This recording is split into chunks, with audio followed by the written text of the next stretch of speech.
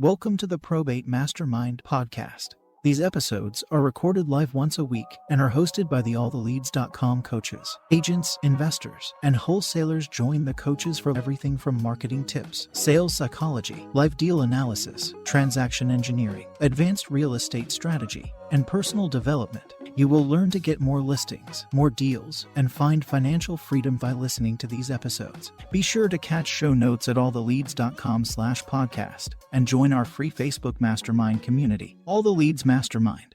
Welcome to all of our prolific agents and investors from across the country.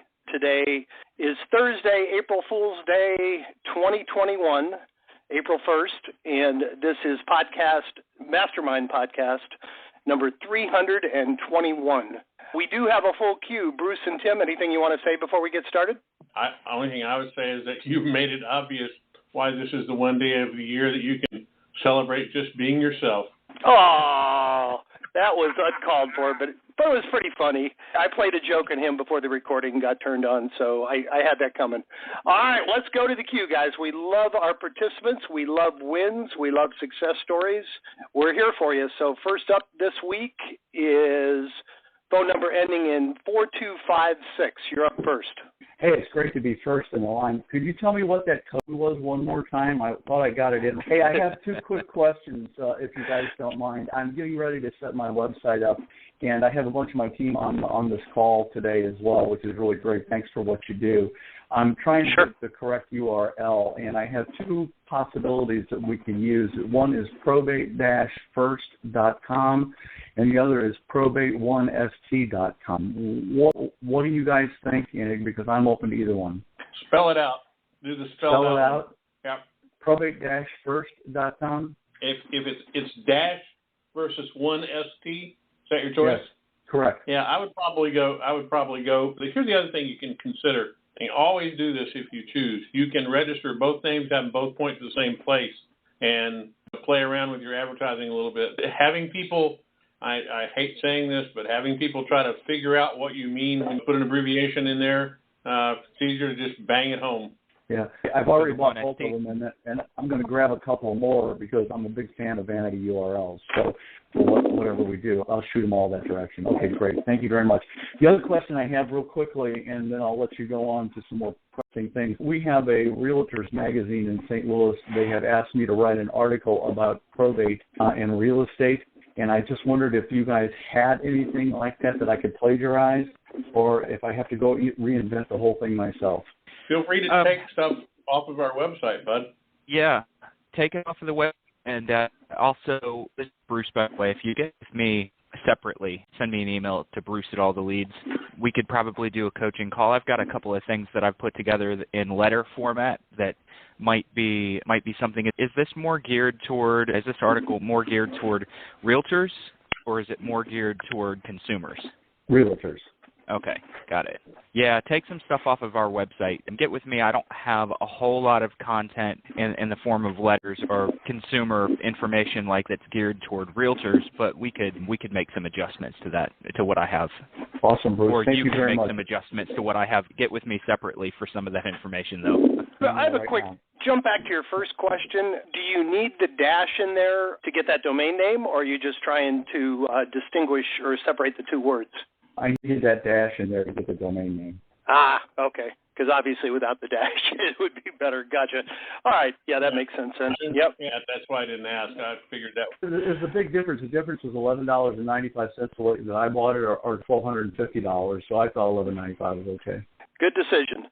Does that help? Thanks very much. All right. All right. Thank you, sir. Wow, guys, great participation today. 8 in the queue. Next up is phone number ending in 8066. You're up next. Yes. Hi, can you hear me? Okay. My name is Beth Whitney at Gold Medal Probate Solutions. And a couple things. I'll start with a big win. I took your advice, and I've started meeting personally with probate attorneys, estate planning attorneys. And the one that I had that was so awesome is I brought my brochure, and I showed him my website. And he said to me, I'm also a real estate agent, and he said to me, I wish you were around when my father passed away. And hearing that from an actual person that deals with probate all the time was just very validating that we're on the right track with what we're doing. Thank you so much for that coaching. It was awesome. That's great. And yep. On more of a technical side, when you're dealing with the paperwork, I guess, when you're filling out like listing agreements with people and that sort of thing, is it best to put the contract in the name of the executor or administrator, or is it better to put it in the name of the estate? It's better to put it in the name of the estate 9 times out of 10. It's the executor or the administrator, the PR, that's going to be signing it on behalf of the estate. But the vast majority of the time, you're going to put the name of the estate in the seller line. And there are some exceptions. There are times when real estate is carved outside of probate and it just goes to the heirs, in which case you just put the PR and probably all the other heirs' names in that place as well. Okay. And then can you still, I know one thing I think I remember talking about at one point is when you put the owner's name in the listing, sometimes I think having it as an estate maybe flags some investors that if you're trying to get a higher price, can you put the owner in there as not the estate if the documents are written out as the estate? Now we're starting to get into some nuances of what your specific association of realtors and MLS rules are. My MLS rules say that I don't have to put an owner's name in there at all. I've been a member of certain associations that required the legal name of the owner to go into the MLS. If it's not a requirement, I would not be putting the word estate in. I would just be maybe putting a last name, something like that in. I don't want to trigger people to offer lowball if I'm trying to list and sell a house for top dollar. Perfect. Great. Thank you. I think my MLS does allow me to opt out of putting the owner name in there, so that would be great. Good. Okay. Thank you. All right. Perfect. Awesome. Please come back and share with us when you start getting deals for the attorney. Keep us posted. Good job. Yes.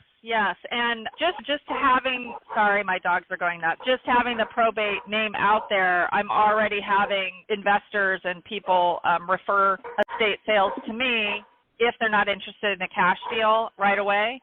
So I'm already getting referrals, which just locally, which is awesome. That's Good amazing, and it really goes to show the power of building a team out. So often, agents and investors are scared to go build their team out. They want to have all their ducks in a row, everything in line. They want to understand the probate process in and out, and then they feel like they can go start building their team. And I don't know about you, Becky. I know that when I started building my team, I didn't know the probate process inside and out, and I can count on less than one finger how many times someone asked me a question that stumped me, and that was as a novice that didn't understand anything. You just go out and explain, describe to people what you're trying to do, how you're trying to help, and most of the time they don't say, what do you know legally about probate? They don't say that. Even the attorneys don't say that. You may have more things together than I had, but for those of you that are worried about this and you want to know the probate process inside and out, you don't need to. Just go build a team, and you're going to have the same conversations with people that say, where were you when my family member passed away? Where were you when I was going through probate? So great job, Becky, and thank you for being an example and a chance for me to step in and tell some of the folks listening to this that have been holding off why they shouldn't hold off. I really appreciate that testimony that you gave. Oh, thank you. And I do not know everything. I'm learning as I go to a certain degree. And sometimes the questions and, oh, hey, do you know this person that can help us out, actually prompts me to really do the research that I've been putting off, honestly. And I find also with just anything, especially with real estate and also just probate, every situation is different. There's always going to be a curveball that comes up. But that's why you guys are here, to help us with the answers to the question. So thank you. I echo what Bruce said. Great job, and thanks for sharing. Okay. All right. Next up is phone number ending in 0309. You're up next. Hey, guys. Just wanted to share a couple updates. I know I've been talking with Bruce a lot lately. This is Christian, by the way. Just wanted to tell you what I've been doing more than anything. So I hire a dialer, and the dialer is from Mod. I started doing mailers, and I was able to – I'm meeting with a seller tomorrow from the mailer, and from the mailer itself, I met with another seller that I didn't get, and Bruce and I talked about it, and I had no chance at that point. But from a dialer, I was able to wholesale a deal that we just got under contract yesterday, so I'm excited about that. So next question I have for you guys would be, when I have the assistant set up the appointment, which is my dialer, What do I say when I call to follow up? Because I'm having a hard time trying to, maybe I'm overthinking it, I'm not sure, but that's just one of the struggles that I'm having. And then what do I do at that point if they don't answer? Should I leave a voicemail? Should I call back? Or I'm just trying to come up with a solution more than anything. Jim, do you have anything? I don't want to dominate the conversation. Well, you'll probably have a more detailed answer, but what I would recommend is you want to give the impression, what's your dialer's first name? What's the person's name who's dialing for you? Okay, so you want to just call back and say, hey, this is Christian. I just spoke with Odessa, and she told me you're looking to sell your Aunt Susie's house, and I just wanted to ask you a few questions or see what I could do to help you. You want to give the impression that Odessa is in your office, she's in the next room, and she just came over and told you about this, if you can. And Odessa should probably be given that same impression when she's making the calls. Hey, I work with Christian. I'm part of his team. And it sounds like, what's that? And she does do that. She says, I'm calling on behalf of Christian, okay, and just the whole speech. And what I'm just running into issues is just when I call them and what I say, and this may sound pretty corny, but I'm like, hey, this is Christian. I believe you talked to my assistant yesterday, Odessa, and she mentioned to me that you're looking to find out more information on probate. Let me know what's going on and see how we can assist you. And I don't know if that's just too vague or if it's just I need to come up with a better idea, but that's what I've been using. Some of it works, sometimes it doesn't, and sometimes they think I'm an attorney, and it's just... I would, and Bruce will probably expand on this. If there's anything Odessa found out that you can also reference, Odessa told me you may need some help with, getting the clutter out of the house, or Odessa said that you may be interested in help selling Aunt Susie's house, something like that. If you know that information, reference it. Gotcha. If you don't, and along another line, Odessa's job really isn't to sell you. It's just to qualify the appointment and get as much information as possible. I would encourage her to try to get little tidbits of information like that you can reference when you call back. But if she can't, that's okay. She set an appointment for you to talk to her. That's half the battle. What would you add to that, Bruce? I've gone through with a dialer setting an appointment time. I'm currently experimenting with a dialer on not setting an appointment time, but just finding out where they are in probate, whether there's any immediate help that they could use, and ultimately whether they're willing to have a conversation with me. So when I call that person, and let's say all I have is the base level of, I'm willing to talk to Bruce, I'm just going to call and say, hey, my assistant Odessa told me that you were going through probate, and she didn't really tell me where in the process you were. Do you remember that conversation yesterday, by the way? And that they're probably going to say yes or maybe. And then you just say, do you mind filling me in on where in the process you are? So just treat it like a regular cold call where they've already been warmed up and already know who you are and are expecting your call. Now, if Odessa starts to turn over information that they are going to be selling or they do need someone to help clean out, then by all means dive into it at a later point.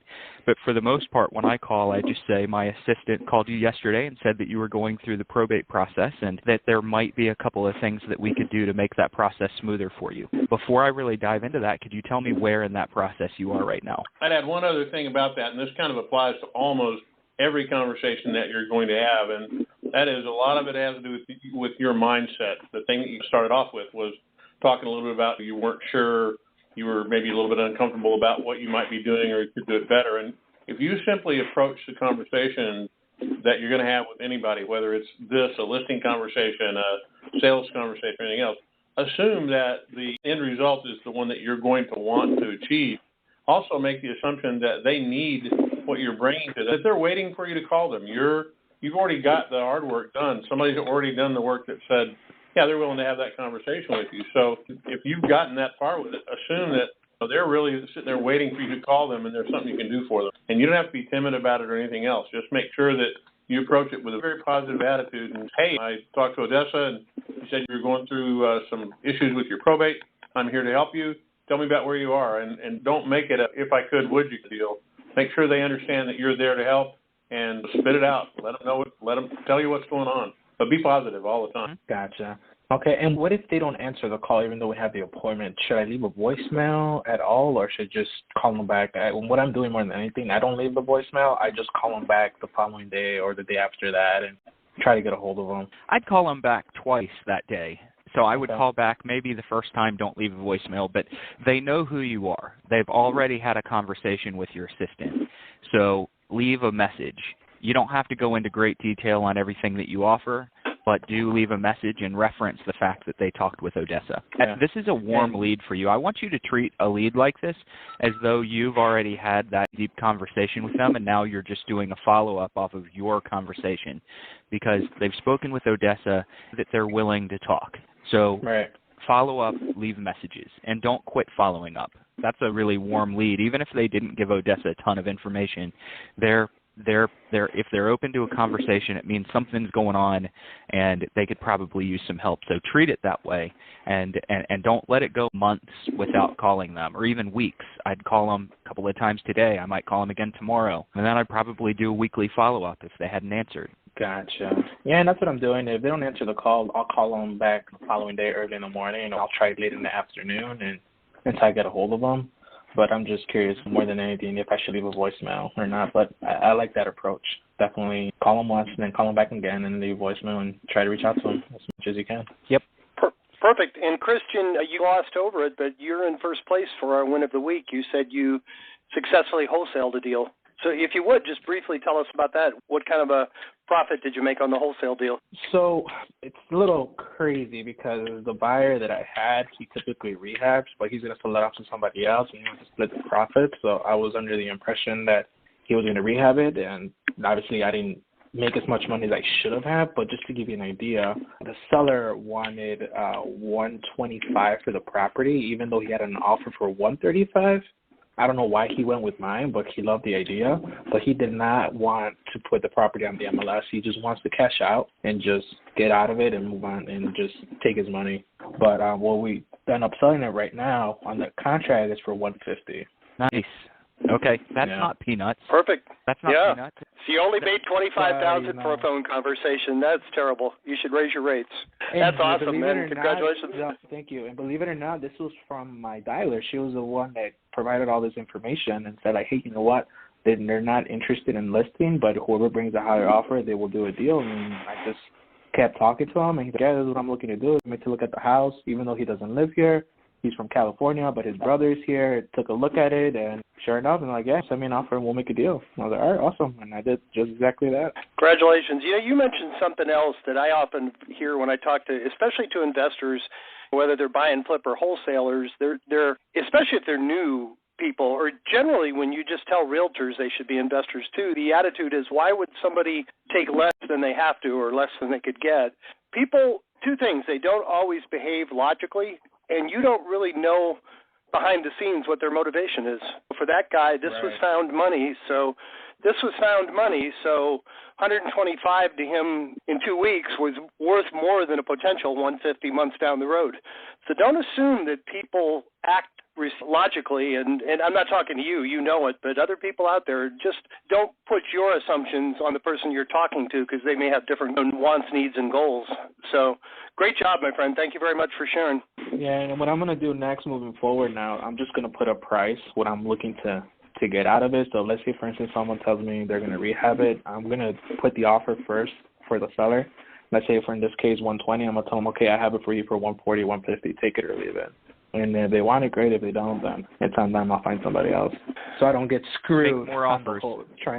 Yeah. Way to go. You are win of the week so far. Great story. Appreciate you sharing. My pleasure. Thanks, you guys. All right. Thank you. Next up is phone number ending in 5757. Hello, everybody. You are up. My name is Douglas. Hey there. I want to thank you guys because I just recently found out about you and listened to one of your podcasts all the way through. And this was like 6 weeks ago, and I turned around and used it. And I found it was a gentle approach to saying I represent a probate company that people in the process, blah, blah, blah. And I found a woman who had 3 houses her husband owned. And the mistake I made was she told me to call her back in a month, and I waited a month. But by the time I called her back, somebody else. Amateur mistake, I know. Amateur mistake. But I'm in the process of getting started, and I want to do wholesaling and I want to do probate. And I'm curious, at what point, I don't have any web presence or social media presence, and I want to start approaching attorneys. Do you have a script or a process for approaching attorneys? So the process for approaching attorneys, number one, is to recognize that they're people too. They're just a person. They might be busy, they might not, but most of the time they are just mired in this legal process with their clients. Their heads down over their desk, filling documents out, running to the courthouse, filing different things.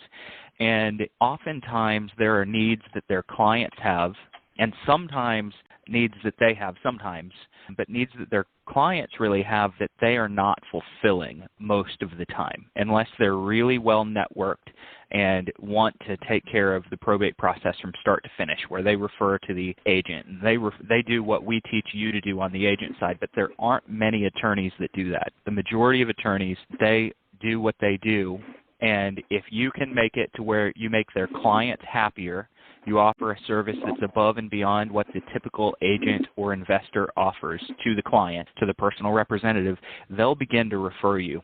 So the process when you deal with attorneys is you want to just start with a couple of minute conversation and then lead that into a coffee, a Zoom, or a lunch.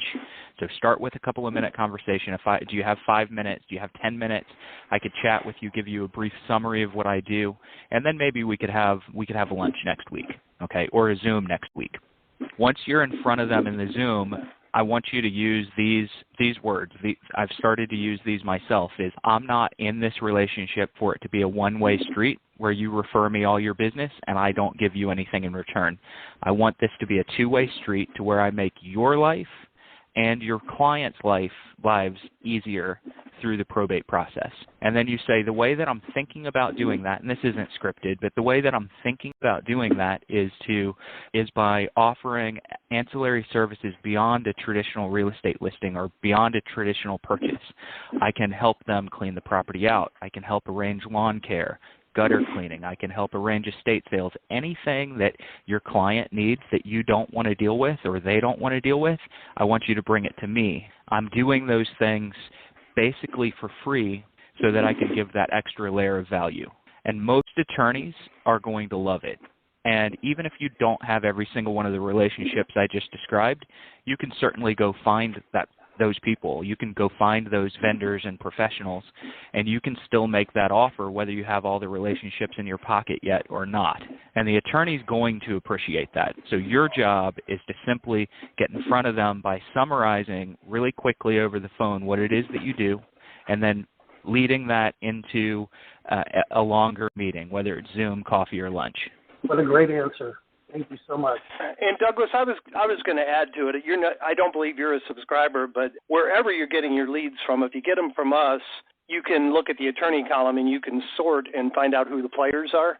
I'd highly recommend identify the top 5 attorneys in your market, and hopefully we're coming to the end of COVID, we hope, and the offices are opening back up. And if you can't get them on the phone, just go down there and try a face-to-face. And if you walk in, say to the receptionist, I noticed Attorney Johnson specializes in probate, so do I. And I'm talking to 100 people a month, and I'm noticing 20 of them don't have an attorney. I was just wondering, would he be okay if I referred business to him and just shut up? You'll probably get in to see the guy, sit down, and then use Bruce's script. This isn't a one-way street. I would like to try to help you, support your business, refer people to you, and I would hope that you would do the same. The phone is great, but a lot of times you can't get past that gatekeeper. If you can identify who the top players are and go try to see them, if you have the time and the bandwidth, that's a good way to do it also. Make sense? It makes so much sense. I listened to one call, and I turned around and almost had a portfolio under my belt. It's funny. I ride my bike every day, and I was listening to That was off of 12. I ride my bike every day. There you go. I was listening to a podcast, and this call came on, and I started listening to it. I said, hey, this stuff is actually pretty good.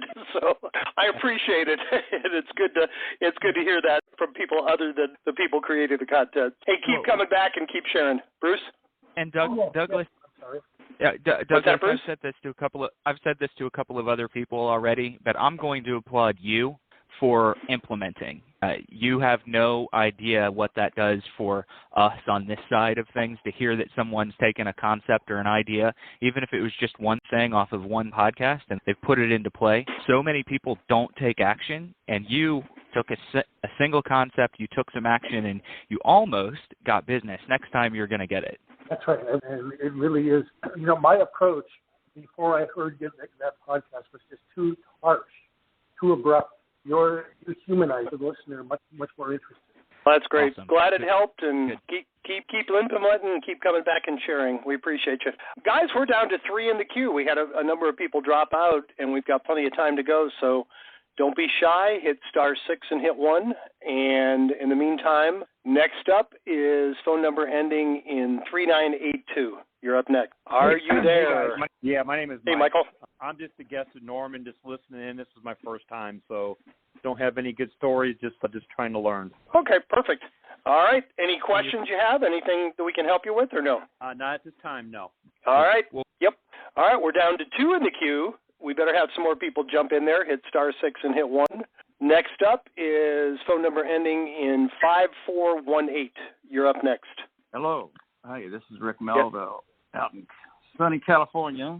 And what I'm seeing on my phone, I'm set up, of course, with AT&T, my main line, and then a couple lines with the Google numbers. And what's happening is that calls are coming to me, and they're showing, it says spam risk.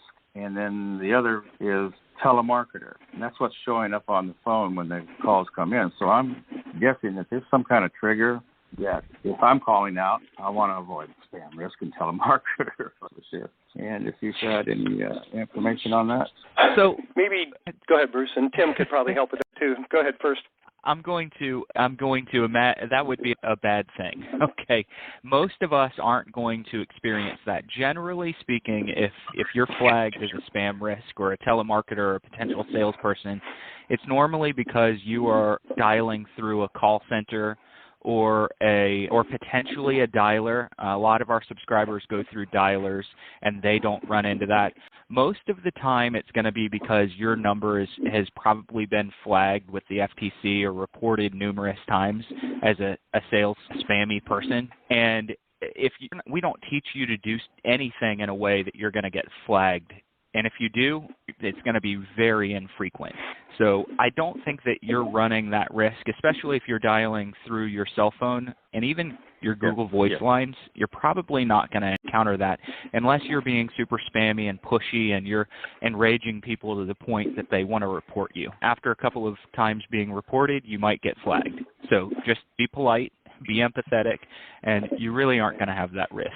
Tim, do you have anything to add to that? You're more on the technical side. Yeah, part of it may well not be, and this is the unfortunate part about it, the thing with the Google Voice line or any of the voice over IP providers, those tend to be less long-lived than your cell phone or your landline number because you've probably had the same cell phone number for a very long period of time, and when those numbers became portable, even if you switch from Verizon to T-Mobile to AT&T and back and forth, you're still going to probably keep the same number. So you're known by that number. When you're using a dialer number, part of it is that they may come from a group of numbers that become known to the providers for being numbers that people use to make outbound dialing calls just like that. And if you find that's happening, get another number. It's that simple. The easiest way to handle that is to simply get another number. And I'll give you a little anecdotal information about that. When we started first working with Bruce's phone, every time he called me on the phone, it said that the person who was calling's name was Chang Ching. And it's because someone had owned that phone before and had that name, and that was the name that they had. Bruce had the phone for a couple of years, and somewhere along the line in the chain, it was not known as him. So you have to make sure that you know where it's coming from. So first thing to do is find out when you get that number, call your own cell phone or call somebody else and see what comes up on the caller ID. And you need to make sure that right there can also be something that will turn somebody off. It can be a strange name. It can be XYZ data center or whatever. So you need to make sure of what you're appearing as to start with. And if you don't get good results with one number, switch and get another one. I was going to add to that, Tim. I don't know if you remember when we got our new company phones, we all got new phone numbers, and I happened to get the local area code, and the first 4 digits were 400, and I kept having people, nobody was calling me back. I found out that there are several large telemarketing companies that begin with the same 6 digits as mine, so I was getting branded, and you probably don't remember this, Tim, but what you and our tech guy did. They got me a phone number in Rocky Mountain, North Carolina that just gets forwarded to that. Rocky Mountain, North Carolina sounds a lot friendlier than South Florida, which is the scam capital of the world, and that just cost a few bucks a month. I was able to retain anybody who was trying to call me at the other number, but I just had a new outgoing number for the future, and that problem went away almost overnight. So you're right. That could be one of the reasons, too. It used to be when you started out, you tried to get a very distinctive phone number, and if you could get a number that was 0000, you were rocking it. And now that number is the kiss of death if you're making outbound telephone calls, because people are going to know that's a business, I don't want it. And we had to do the same thing on this. When we got the new block of numbers, we got the first 3 digits, and then we started with 0000 all the way to 99999. We own all of them. And we had to drop way down into the list to start using the numbers in there before we realized that 0000 was killing us. So it's a learning process, but if you don't get the number that works well, easy peasy to change it. Your provider can change it for you on the same phone call you're on. Just make sure they forward the old number to your new number so that if anybody does call it back, you don't lose those calls, and after 2 or 3 days, you're using the new phone number and you're good to go. Excellent. Thank you. Okay. All right. I have another. Go ahead. Sure. I've been away from the system for a while. But what is the best call to action voicemail that can be left? Call a couple of times, they're not answering the phone. Trying to get them to take my call or. I know the worst thing you can do is try to completely sell yourself in a voicemail. And Bruce, I know you have a better option. What would you recommend? Well, I don't know that it's better, but I would say recognizing why they're not answering your calls is important. Oftentimes they're busy. They don't call people back that they don't know. They're worried about being sold. So if somebody hasn't answered my call in the first month, I just assume that they're probably going to be one of the 80% of the population that probably won't call me back until my marketing has had a chance to own their mind share. So I'm not generally leaving them a high call to action voice as I get a month or 2 into the process. Normally I'm giving them enough detail. It's the same type of detail that I'm leaving in my letters. So I might call and say, hey, this is Bruce Hill again. I was just giving you a really quick call. I know you probably don't need anything right now, but just in case you do, we help with anything from real estate to handling an estate sale and everything in between. If you happen to run into any needs while you're going through the probate process or settling your estate, please give us a call back. Okay, it's not a heavy call to action voicemail, and I do believe in call to action voicemails, but I know that person who has proven to me on my last 3 or 4 or 5 calls that they're not going to call me back. They just need a better brand impression of what I do. And the only way to really give them that is to tell them the same thing in the voicemail that my letters are telling them. And then after a few months, you're going to start to get that person answers, and oftentimes it's around month 4 for me. They'll answer and they'll say, hey, Bruce, I've been meaning to call you back. I've been so busy. I know you left me voice messages and letters. I've been meaning to call you. And that's just a really great place to start your phone call on, when they answer and they say, I've been meaning to call you. And it's your very first conversation. And the only way to really get there is to leave them at least 1 message a month and drop at least 1 letter on them every month. And then before long, you'll hit that 7, 8, 9, whatever that magic number of touches is. You'll hit it, and they'll know who you are, and they'll value your service. Excellent. Thank you very much. All right. Absolutely. Perfect. We have 3 in the queue. Next up is phone number ending in 6172. You're up next. Hi, how you doing, guys? Hey. Great. How about you? I'm doing okay. So I'm a pretty rookie here. Just signed up for the leads, and I work for a contractor/investor out here in Denver and Colorado Springs, and we had just noticed a lot of the houses that we were buying up on the MLS, so it's always to the estate of, so it seems like a lot of those houses are coming from people that have passed away, and that's why we started pursuing the probate. And myself, I'm like the one running the whole job, and I'm just a little confused, not confused necessarily, but I did want a little bit of advice about just how to get started. I just actually started paying for the mailers. I just bought those today. But any tips or tricks that you would say for somebody like myself that's going to be pretty much doing this probably by myself. I'll be making the calls and that kind of situation. A lot of it's going to depend on what point in the probate process they are in your county. We talk about this a lot, so if you go back and listen to some of the other podcasts and YouTube videos that we've put out, you'll hear specifically with Colorado what we're referring to, but sometimes in Colorado they're a little bit later in the process. So with those, you probably want to be a little bit faster and more to the point on your phone call. So you get somebody on the phone and where I'll teach you to summarize what you do really quickly early in the conversation. If you were not in Colorado, I'd teach you to say, I'm calling because I have a team that works with families going through probate. In Colorado, I might say, I'm calling because I work with families who've inherited real estate that they need to sell. So I might go a little bit more direct and to the point because you don't have as long of a runway as some other states have. So get to the point, immediately let them know that you're not there to sell them anything. You just want to have a really brief conversation, find out if there's anything that you can do for them. That'll typically buy you the right to at least explain what you do and ask a good follow-up question. But I'd go into that as quickly as possible. And, of course, letters are going to be really powerful. You might even consider shortening your letter sequence, whereas instead of doing a monthly letter in Colorado, you might do biweekly. So think about that, but ultimately you want to evaluate it and do it based on how far into the probate process they are. If they're almost through it or if they are through it, you need to go pretty hard and heavy on calls and letters. And you guys, am I correct to assume that you are strictly investors? Do you also list houses? Do you do anything else? Yeah, we work with an agent. He also would list houses for us if it came to that situation. The other thing that I'm going to tell you is have a really powerful USP. And by USP, oftentimes, I don't want to confuse anyone here because oftentimes we refer to the USP as your elevator pitch, that 30 to 60 second explanation of what you do. What I'm referring to with your USP in this case is a really powerful, big, bold claim. So maybe it's something like, hey, we've got a system that allows us to sell houses for more than anyone else sells them for.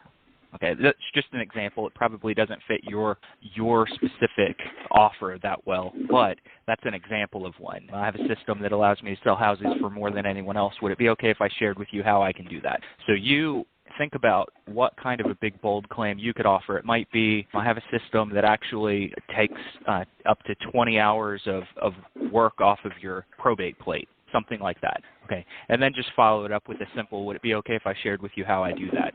So mix that in because you're going to want to try to set appointments faster, whereas in my market, I know that I've got about a 6-month runway for the average person, and if you only have a 3-month runway for the average person, then it means you want to be in their house a little bit faster than I want to be in their house. That makes sense. Make sense? Yep. Yep. Thank you. Yeah, the only thing I was going to add to that, Adam, is your name's Adam, correct? Yes. Okay, I was going by your phone ID. I wanted to make sure. You obviously have more of an interest in buying it than listing it, but try not to portray that in your conversation. Be equally willing to wear either hat because you will get buy deals by referring them to a realtor who will list them, and a couple months later, urgency pops up and it turns into a flip. But if they don't have that urgency and you come too much from the investor side, you're going to scare them away. So don't try not to be attached to which outcome. Try to give them the options and let them choose. In the long run, it's better for them and it'll be better for you too. That's just one thing we see with investors. They lean a little bit too hard on, I can buy your house, give you a fair price, and close quick, and that may or may not be what they want. So before you hit them with that, ask them some good questions and find out, what's more important to them, time or money? And maybe neither is important, but if they don't have some urgency, it's probably going to be a list deal rather than a realtor deal. And the ones that do have urgency, there's no way they're going to list with the realtor. And again, once you get into the real estate conversation, you'll see that pretty quickly. But just don't start with wearing either hat. Start with Adam, who can help them regardless of what their needs are. Make sense? Awesome. Yes.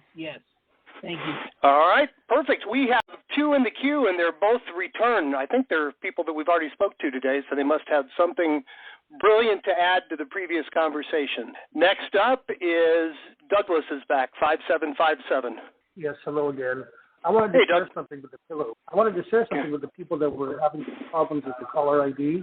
If you wanted to add another line, your existing line, on my cell phone, I use a service called Sideline, and for $9.99 a month, you can have another line on your phone. And you broke up a little bit. Do you want to mention that service again, or spell it? You broke up just a little bit. Yes, it's called Sideline. 5-line, like the FIVELINE? No, IDELINE. Right, 5-line. Sideline on a football field. I got it. Okay. You pretty much choose your phone number. Nice. Whatever's available. They'll give you lots of choices.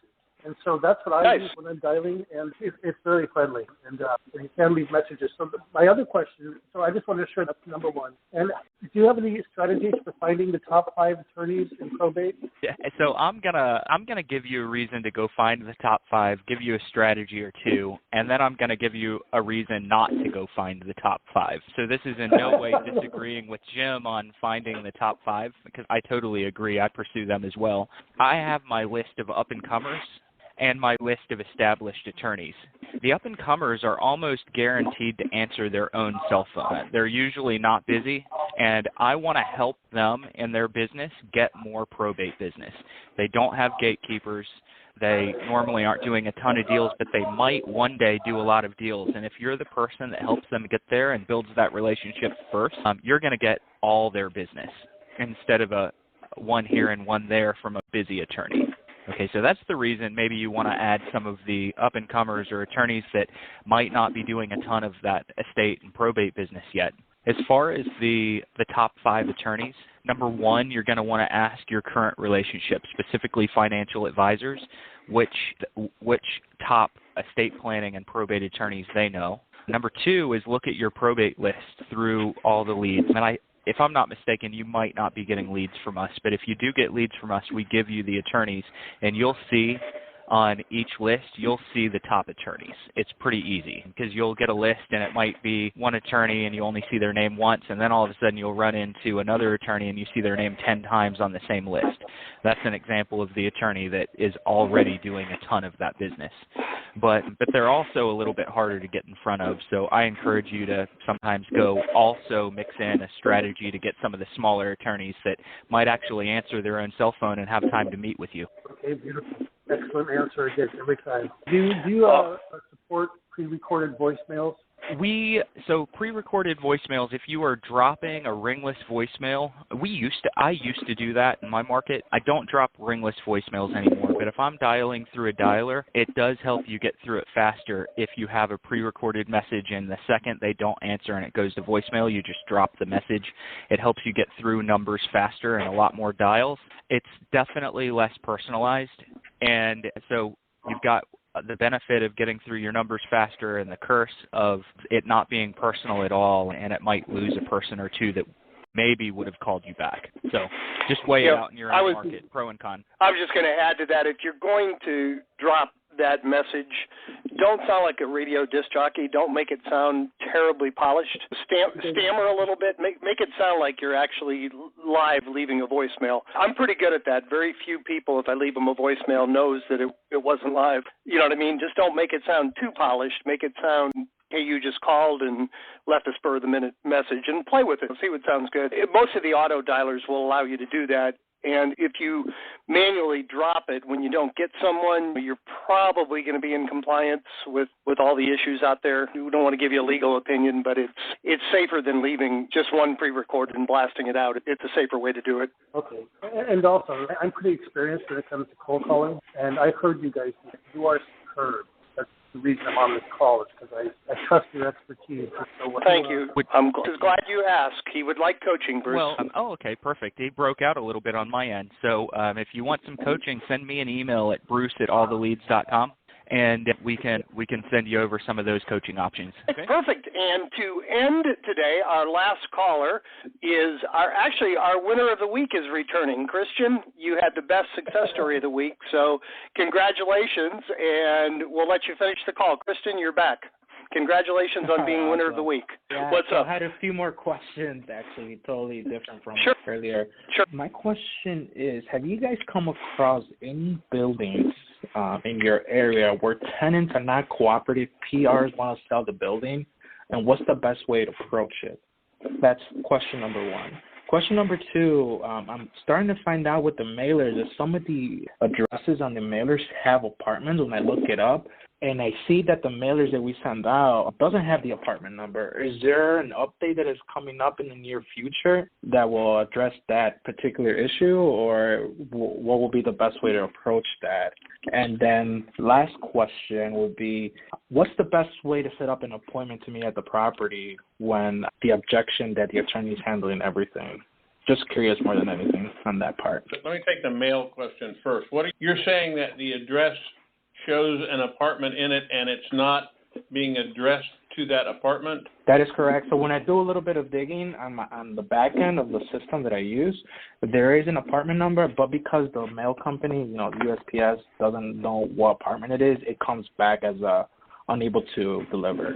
But I guess I'm asking the question, are you saying we're doing the mailing for you or you're doing it? Correct. No, you guys are. Okay. We put the address directly out of the database. If you're finding anything that goes out that doesn't match the data that's in the lead that you give us or that we give you, please let us know and let us take a look at that, because it will always put exactly the data that's included in that. The only thing it could be is that occasionally there's an unusual character or something in that address that could conceivably cause it to skip, but we post the exact address. So please let us know. Send an email to support with an example. Let us take a look at it. Yeah, and then what I've done too on my end, just to make sure that when the next mailer goes out, I'll add the apartment number on there just so it doesn't bounce back. Well, wait a minute. Are you saying it was there before or it wasn't there before? Oh, it was never there before. That's what I'm saying. So a lot of the mailers that do have apartment numbers, or let's say, for instance, the condo building, and we don't know what the unit number is, it only has the address. So I guess the mail service company, they don't know what unit number is for that PR, so we'll just send it back. And then when I get that letter back, I'll look into it on the back end, and then apartment number is missing or the unit number, and I'll just add it in there so it doesn't come back to following mailers. Okay, let me back up again, because I want to make sure we're on the same page, because I really definitely want to help you. So you get your leads from us, correct? Correct. Okay, and that someone in your lead that you got from us, their address is 123 Elm Street, apartment 12, for argument's sake. They don't come with the apartment numbers. I guess I should address that. They don't come with the apartment numbers. And when I do a little bit of digging, that's when I find out that there is an apartment number, and that's the reason it bounced back, because they don't know where in that big building who it belongs to. Now I got you. So here's the problem. So there's not anything we particularly can do about that, and the reason why is that the address that we're giving you comes back off of the docket. This is for the personal representative, right? Correct, yeah. Yeah. Unfortunately, we always output exactly what it says in the information that's on the docket coming from the courts. So we would only know what's in there based on that. And the only thing that we do is we make sure that we run it through a postal service and a deliverability database to make sure that it is, in fact, deliverable. And it would be deliverable. It'll hit someone's clearing desk in that building if it's an apartment. Now, unfortunately, we don't know if they live in apartment 112 or apartment 5, but it's very rare that happens. Typically, if there is an apartment, it shows in the address that we get, and it'll show it in the docket. I've seen it countless times. It's worth looking into. Yeah, if it's happening a lot, let us know. Yeah. Yeah, because in Chicago, downtown, there's a lot of condos, and the area that I'm trying to target is downtown Chicago. So there's a lot of them that don't have unit numbers, and a lot of these letters are coming back to me. It's unfortunate because I'm spending all this money, and if I would have known this from the beginning, I would have addressed it. Yeah, rather than shoot in the dark here, how about you send us an email and tell us how many that you're finding of that and all that, because we've been doing this for a long time, and whenever we get something I've not heard before, I want to learn more about it. And literally, you're the first person that's brought this up. Let us know what you're finding and how many you're talking about. Drop us an email and we'll deal with it. Okay. Perfect. And then, Bruce, do you remember his first and third questions? And then we'll... Third question, Christian, I'm going to answer it really fast, and then you're going to need to repeat your first question because I don't remember it. But the third question is, how do you still go about setting an appointment when someone says that their attorney is handling everything? We need to remember the fundamentals of objection handling or dealing with an objection, and the first fundamental is to validate. So I want you to have a really good answer, a good way to validate their objection when they say that they've got an attorney that's handling everything. And it could be as simple as, hey, that's great. I imagine you're probably not looking for any help right now. You haven't run into anything that they don't handle yet, have you? Make them feel like you're really on their side and understanding and validating what they say. And then have a really good follow-up question or statement. Statement would be, just in case it changes, could I give you my name and number? And they say yes. They're always going to say yes because you're letting them off the hook. And then have a pivot, move over into a different piece of the conversation. So validate, offer to stay in touch, offer to give your name and number, and then pivot over into maybe a real estate question or a question about something totally different from what the attorney's dealing with. Okay. What was the first question? What's the best way to approach a building when a PR is looking to sell a building, but the tenants are not cooperative and they don't want to do anything? You either help deal with an an eviction. So maybe have the municipality's eviction paperwork ready to walk the PR or the family through the eviction process, or find a way or make a recommendation to do cash for keys. Cash for keys always incentivizes a tenant. They might not always take the incentive, but it always incentivizes them. And if you're going to offer cash in exchange for their move out and them giving you the keys, start high for a really short amount of time and then walk it backwards. So every week that goes by, you might say, hey, $500 off the table, $1,000 off the table, something like that. That's normally the best way to get tenants out. Obviously, if you're dealing with a PR or a family that doesn't have cash like that, maybe go and learn the eviction process, get the paperwork, and hand them the paperwork and tell them exactly how to get the tenant out through eviction. Okay, yeah, that's on hold for now in Chicago, unfortunately. So, then that works. Yeah, if eviction's on hold, then you might need a larger bribe or incentive, not incentive, but bribe. But it might be worth it. It really might be worth it if you can give the tenant enough to comfortably relocate. But it's hard if they're living there for free and it's on hold. It really is. I would still get the property listed or under contract, and you can just put a protracted closing date or a protracted listing date if it's going to take a while till you have access to the property. But if they're willing to do it and you're buying it, get a contract executed that says 30 days after inspections when the tenant moves. And if you're listing it, get something signed and just make it a long-term listing. But lock it up if you can and continue to provide service to them on an ongoing basis. Just keep in touch. Yeah, I have a few of them, and it's just the tenants are non-cooperative, and I told them there's many ways we can either offer them cash for keys, we can sell it to an investor that's willing to handle it, and the third, put it on the MLS and see what kind of luck we got. No access to the units and see if somebody's willing to buy it. Yep. All right. Well, I appreciate it. That concludes another great call, guys. I want to thank all of you for being here. Congratulate Christian for being our winner of the week. I want to also thank everybody who actively participated. And I want to challenge each of you. Heard some great ideas on today's call. Take one thing that you heard today that inspired you, go out and put it into practice, and please come back next Thursday and share your results with the group. Have a great week, everybody. We'll talk to you the same time next Thursday. Take care.